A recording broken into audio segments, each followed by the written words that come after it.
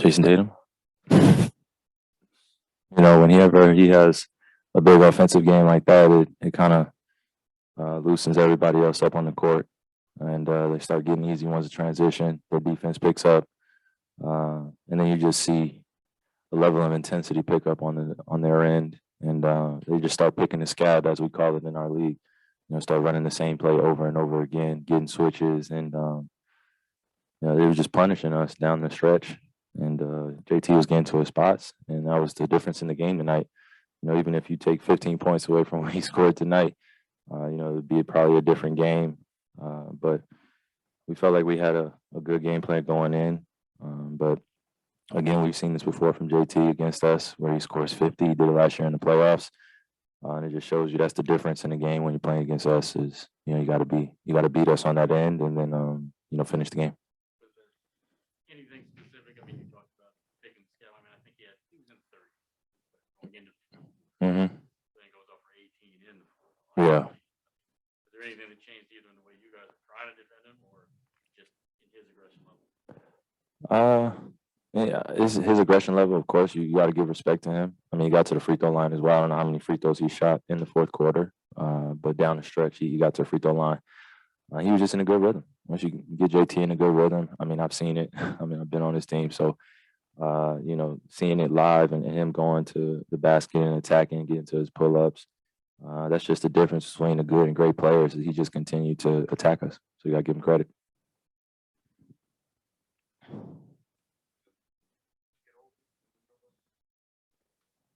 No, I think it's going to be like that. Well, I know it's going to be like that for the rest of my career coming in here. So, it's like the scoring girlfriend, just wants an explanation on why I left, but still hoping for, a text back. And I'm just like, yeah, it's fun while it lasted, and I think that's the relationship that makes it fun. But, the reality is that I'm just grateful for my time here in Boston. Everybody in the front office, everybody in that locker room treated me well. Still have lasting relationships in our league, that extend as a brotherhood for us. And, we still remain close. So to see the growth of a lot of guys that I play with on this team and seeing this core group back together, Marcus Smart, Al Horford, JB, JT, and then I add Derek White, a few other guys, Rob Williams maturing.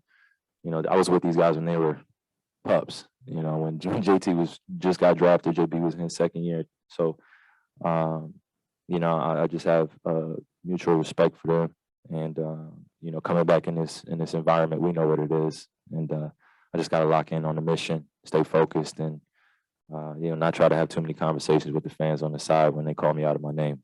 So.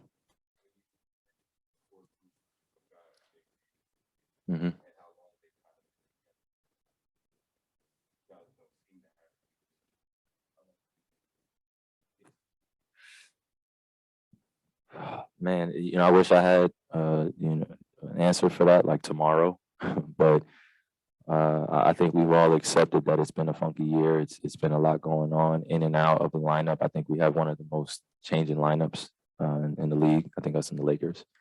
So it just shows you that when you don't have that consistency or when you don't have guys in the lineup, I mean, it takes a big hindrance on everything, and I take my accountability for that as well. So.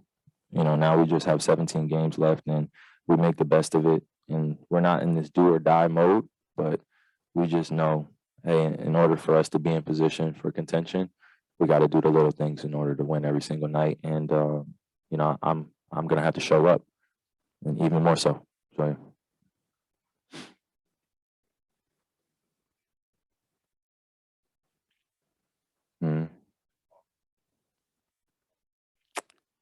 Man, shout out Eric Adams, man. It's not an easy job to be the mayor of New York City.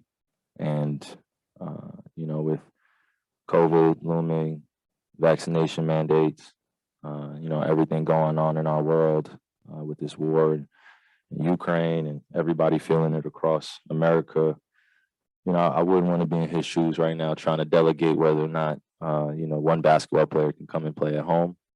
I appreciate his comments and his stance. He knows where I stand, and I know one day we'll be able to break bread together and they'll be able to come to the games, and hopefully we'll move past this time like it never happened in our sense. But it's just the reality that it's been difficult on a lot of us in New York City and across the world. So I know he's feeling it, and I'm just grateful that he's on my side as well as the commissioner.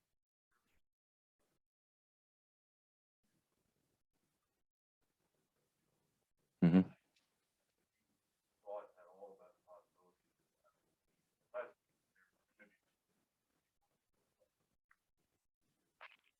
What do you mean?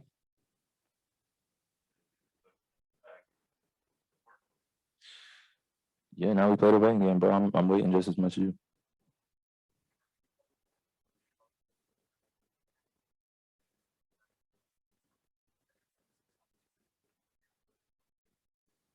Nah, one day at a time, man. One day at a time. That's all we can do, bro. It's sports, so momentum can shift game to game.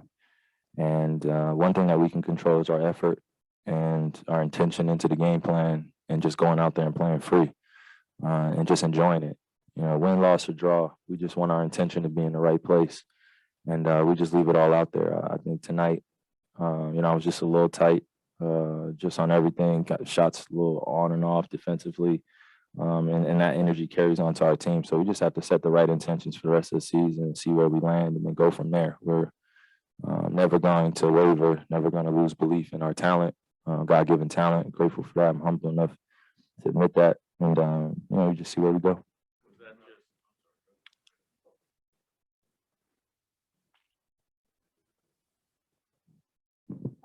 I told him in the locker room, 25,000 points. You're a savant. You are an artist. You have clipped history, and he will forever be remembered as a legend in our game. And I mean, he's been doing it since he was 19, and there's a level of admiration that I have for my best friend right there, and he just does it in ways that makes it look easy. And even when he takes 6 weeks off, it looks like he hasn't missed any time. And that level of work that level of work ethic that he puts in, it shows why he's as great as he is. And for me, it motivates me to continue to get my game up. And hopefully when I'm done with my career, I could be sitting next to him and have 25,000 as well, and look back and we just crack jokes on a few championships that we won together. So that's the goal at hand. I was going to say, obviously everybody processes things differently. Mm-hmm. You're obviously comfortable in your own skin coming here with, you're going to get booed, so you're not even wondering if you are. Do you have any conversation with Ben? I mean, obviously Ben's not playing when you go to Philly, but if he's with you guys, it'll be pretty vitriolic when he goes to Philly, even if he's not playing. I mean, is that a discussion that you even have with him? Say, I mean, we'll wait for the time for that, but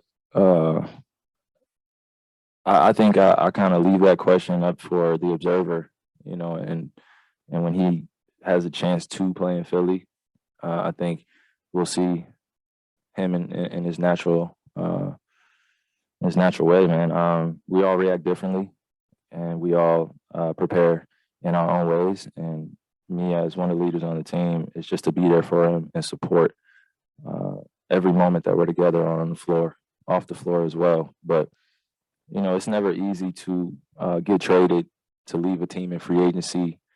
We've seen people burn jerseys. We've seen people throw things from the crowd. We've seen fans go at it on social media. We've seen so much of our game be turned into somewhat of a spectacle for people to enjoy and cheer for, and the emotions run high. So, like I said, everybody reacts differently to it. As long as it's focused on the game. I've said this last year when I was here in Boston. If you focus on the game, then I don't think there's any bad blood. But in terms of the criticism that people like to bring from watching from the audience, or yelling things from the sideline, and you calling somebody out of their name, some people react differently. People call me out of my name here in Boston, or they've said some, over the line things, and it's a natural reaction to be able to go out and respond. But ultimately, we get paid a lot of money to do this. We have to keep our calm. We have to keep our cool. And we have the refs out there to protect the game. We have our security. And it's just, we want to go out there and enjoy it. And I want Ben to enjoy it and have fun doing what he loves to do. So going back to Philly, of course, is going to be crazy. Like, come on, even for us. Like, you know, I didn't play in Brooklyn my first year, and the Boston Celtics fans were still chanting Kyrie sucks. And then I put on an Instagram post and said, you know, a bunch of things about life meaning more than this game. And, you know, those are the moments where you just realize that sports has its own political atmosphere and it has its own rules, and you got to adjust to it. So when I was talking to the fans at the end of the game, I'm like, man, I love this, man. We'll see you again. All right, one game. All right.